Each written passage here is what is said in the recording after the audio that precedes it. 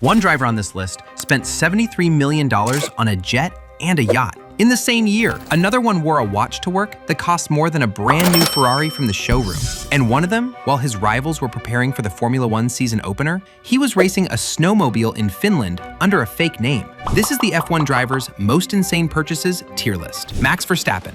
In 2020, Max Verstappen bought a private jet. Not just any jet, a Dassault Falcon 900EX, purchased directly from Sir Richard Branson, founder of Virgin Atlantic. Verstappen had it repainted immediately, matte black, orange stripes, his personal lion logo on the tail. Every surface of this $15 million aircraft turned into a moving piece of Max Verstappen branding. He flew it to every race of the 2021 season, 23 races, 5 continents. The jet that was in the air every time he won his first world championship. And then he sold it. Not because anything was wrong or because it was too expensive. He sold it because he had found something better, a Dassault Falcon 8X, $58 million. Longer range, non-stop between continents without refueling. But here's where it gets better. During the 8X's very first test flight over the Netherlands, the Dutch air traffic controllers at Maastricht came on the radio. They'd recognized the tail number. They asked, "Is it as fast as his car?" The pilot replied, "A little bit faster." And he didn't stop at the jet. In the same period, he took delivery of a $15 million Mangusta Grand Sport 33 yacht named Unleash the Lion, commissioned 2 years earlier, collected personally from an Italian shipyard with Kelly Piquet. $1.2 million a year just to maintain it. A $58 million jet, a $15 million yacht, $73 million spent on things that move, and none of them are race cars while only being 27 years old. S tier. Lewis Hamilton. Lewis Hamilton once owned a $29 million private jet, a Bombardier Challenger 605. Custom red interior, 12 passengers. He flew it everywhere. Races, fashion weeks, holidays. One of the most photographed private jets in the world, simply because of who owned it. And then, in 2019, he sold it, on environmental grounds. One of the first high-profile athletes to publicly divest from a private jet for sustainability reasons. The jet is gone, and he has never replaced it. And then he showed up to Silverstone wearing a sequined Union Jack vest, and on his wrist, a Richard Mille RM43-01 Ferrari Tourbillon. $1,535,000. Only 75 in the world. 514 individual components, every detail inspired by Ferrari engine architecture. It costs more than a brand new Ferrari Roma from the showroom. He wore it to work, casually. That is not even his most expensive watch. He also owns the Richard Mille RM74-02 automatic tourbillon, $603,000. Multiple IWC pieces from his Mercedes years. His watch collection across all references is worth several million dollars. The man sold a $29 million jet for the environment and then built a wrist collection worth more than 99.9% of people's net worth. A tier. Lando Norris. Lando Norris owns 16 cars. He said this himself on his own podcast. "I love cars. I sold some recently. 16. Among those 16, a McLaren P1 worth $1.7 million, a Porsche Carrera GT worth $1.5 million, a Lamborghini Miura P400 worth over $2 million, and a chrome-wrapped Shelby Cobra 427 he drove to Silverstone and called the coolest." But the centerpiece is the Ferrari F40, last car Enzo Ferrari personally signed off on before he died. 1,311 ever built. First production car to break 200 miles per hour, worth approximately $2.5 million.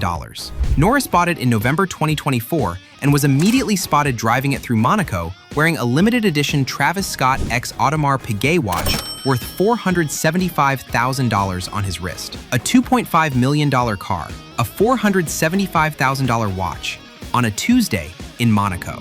And then within weeks of buying it, the Ferrari F40 was filmed spinning off the road and hitting a barrier near Monaco. Norris wasn't driving it.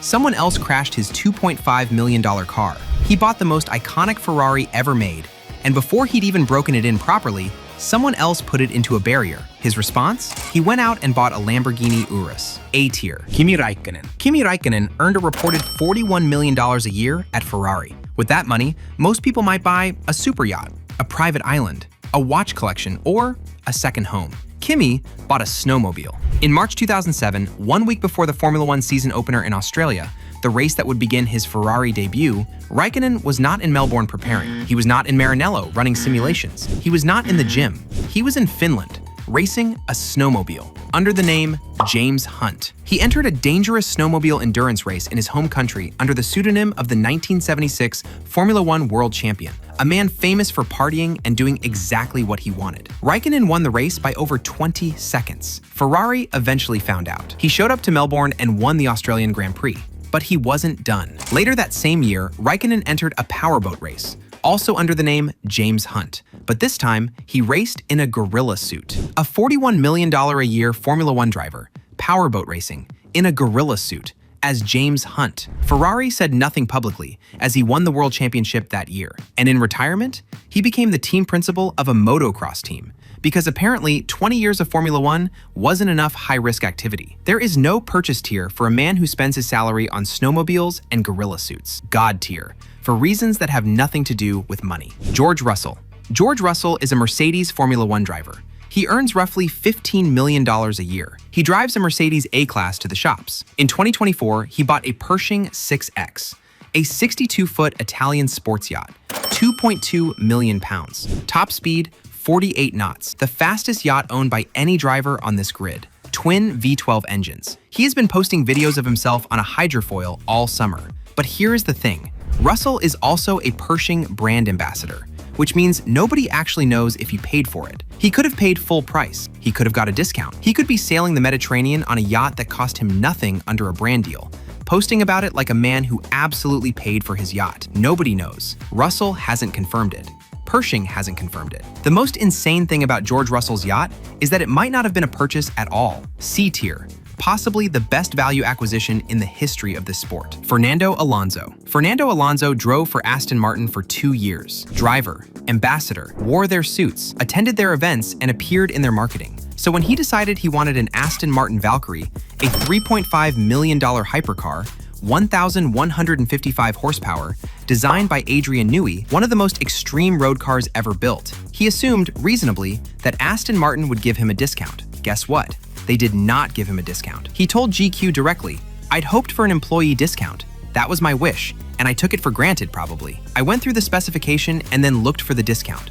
There was no discount. By then, it was too late." He had already designed his personalized spec: satin racing green, AMR lime graphics, exposed carbon fiber interior, a red anodized aluminium accelerator pedal engraved with the number 14, his race number, chosen on 14 July 1996 when he won a karting world championship at the age of 14. He paid $3.5 million, full price, for a car built by the team he was racing for. But here's where it gets better, because that wasn't enough. He went back to Aston Martin and commissioned an entirely new model, the Aston Martin Valiant, road-legal track car, 38 ever made.